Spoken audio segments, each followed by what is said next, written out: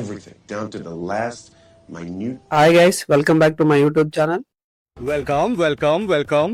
Legendary director Singeetam Srinivas గారు అప్పట్లోనే ఇలాంటి ఎక్సలెంట్ ఐడియాస్ తో మూవీస్ తీసేవారు. బాలకృష్ణతో చేసిన Aditya 369 India's first time traveller movie, అలానే కమల్ హాసన్ తో చాలా బ్లాక్ బస్టర్స్ మూవీ చేశారు.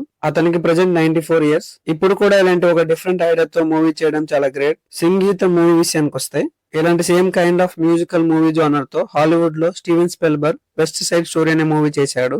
ఆ మూవీ నాకు పెద్దగా ఎక్కలే, సో ఈ మూవీ కూడా అలానే ఉంటది అనుకున్నా. But Singeetam sir proved me wrong. What a beautiful film, నాకైతే చాలా నచ్చింది. కథ విషయానికి వస్తే కుబేరపురం అనే ఊరు, అక్కడ కొత్తగా వచ్చిన హీరో అసలు ఎందుకు వచ్చాడు, వచ్చాక ఏం చేశాడు, మాటలు పాటలుగా మారే శాపం ఎందుకు వచ్చింది, ఆ శాపాన్ని వాళ్ళు ఎలా తొలగించుకున్నారనేది movie main story. Starting 10 to 15 minutes మూవీతో కనెక్ట్ అవ్వడానికి కొంచెం టైం పట్టింది.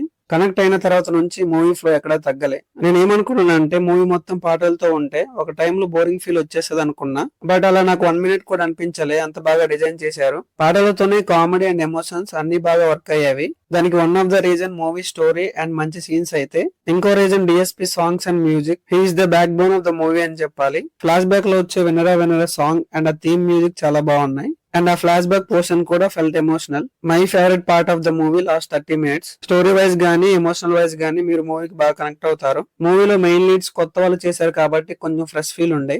గౌరీ, ప్రతాప్ అండ్ రేణు క్యారెక్టర్స్ లో చేసిన అహిల్య, అయాన్ అండ్ సాల్ని ఈ ముగ్గురు చాలా బాగా యాక్ట్ చేశారు.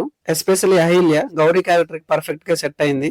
గౌరీ అండ్ సాల్ని మధ్య ఉండే ఫన్నీ బ్యాంటర్ కూడా బాగుంది. ఈ మూవీ ఐడియాకి సపోర్ట్ చేసిన నాగశ్విన్ కి అండ్ తీసిన సింగీతం గారికి హ్యాట్స్ ఆఫ్ చెప్పాల్సిందే. నాలానే మీరు కూడా థియేటర్ లో చూడకపోతే ఓటీటీలో మాత్రం చూడడం మిస్ అవ్వకండి. Highly recommended. మీరు ఈ మూవీ చూడాలనుకుంటే నెట్ఫ్లిక్స్ లో స్ట్రీమ్ అవుతుంది, చూసేయండి. So that's my thoughts on this movie. Hope you like this video. ఇలాంటి మోర్ రివ్యూస్ కోసం subscribe to my channel and thank you for watching.